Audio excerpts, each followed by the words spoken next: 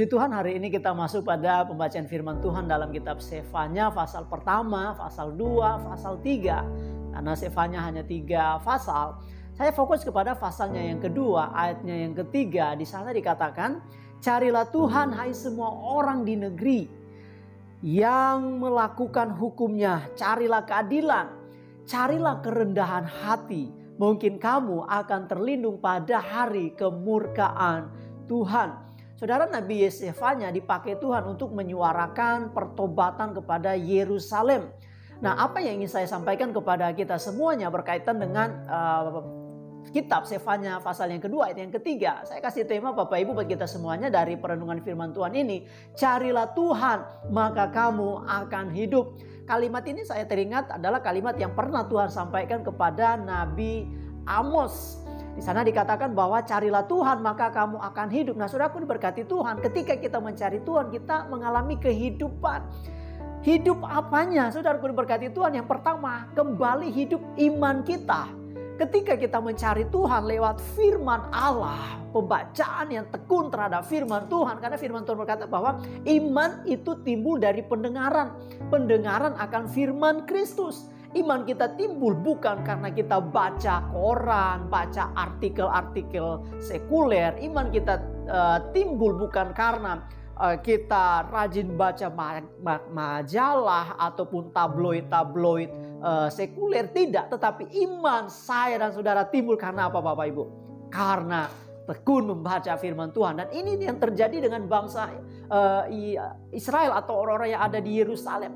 Mereka lupa atas hukum-hukum Tuhan. Mereka lupa atas firman yang Tuhan sudah sampaikan dari zaman dulu sampai zaman sekarang. Hanya melalui firman Allah mereka menemukan kebenaran dan mereka mengalami kehidupan. Jadi carilah Tuhan maka kamu akan hidup. Iman kita akan semakin bertumbuh di dalam Tuhan. Yang kedua, carilah Tuhan maka kamu akan hidup. Hidup pengharapan kita. Di tengah-tengah masa pandemi ini, saudara berkati Tuhan, mungkin secara jujur kita akan berkata bahwa akan membuat hilangnya pengharapan. Orang tidak lagi fokus kepada yang namanya pekerjaan. Sudah dapat pekerjaan mau mengalihkan fokus kepada pekerjaan yang lain. Sudah dapat tugas tanggung jawab mengalihkan fokus kepada tanggung jawab yang lain. Seolah-olah tidak ada harapan lagi di dalam hidupnya. Belum lagi ada tekanan, belum lagi ada masalah baik di bidang ekonomi, pendidikan, sosial, dan lingkungan yang ada di sekitar dia. Yang merasa bahwa tidak ada pengharapan. Biasanya orang yang berkata tidak ada harapan dalam hidupnya, ujung-ujungnya saudara, dia mencari jalan-jalan yang tidak disukai oleh Tuhan, Bapak Ibu.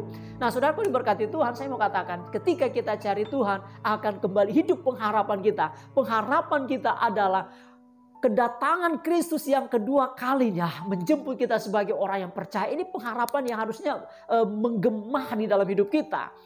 Saudaraku diberkati Tuhan, mari carilah Tuhan maka kamu akan hidup, iman dan pengharapan kita. Dan yang terakhir, ketika kita mencari Tuhan maka akan hidup kasih kita.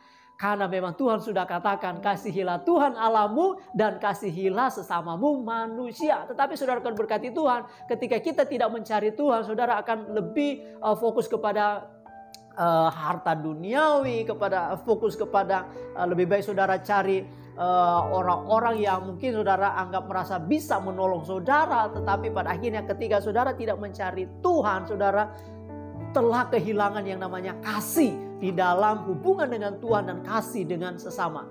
Kenapa Bapak Ibu? Karena firman Tuhan mengajarkan kepada kita bagaimana kita mengasihi Tuhan dengan sesama. Sabar, kemudian kita menunjukkan bahwa kita tidak mementingkan diri sendiri, kita mementingkan juga kepentingan orang lain. Kita dalam keadaan benar-benar mengasihi orang yang ada di sekitar kita. Suami, istri, anak, mari kita saling mengasihi. Di tengah-tengah pandemi saya percaya pertolongan Tuhan selalu nyata dalam kehidupan kita. Ingat ayatnya ini sangat luar biasa menyebut kita ini adalah orang-orang yang rendah hati di negeri. Orang yang rendah hati ketika kita ada di mana saja kita berada.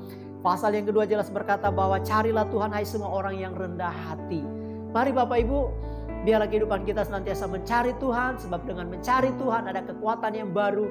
Ada pertolongan Tuhan selalu nyata dalam kehidupan kita. Buat kita semuanya tetap semangat, tetap bersyukur, tetap berdoa. Tuhan Yesus memberkati. Shalom.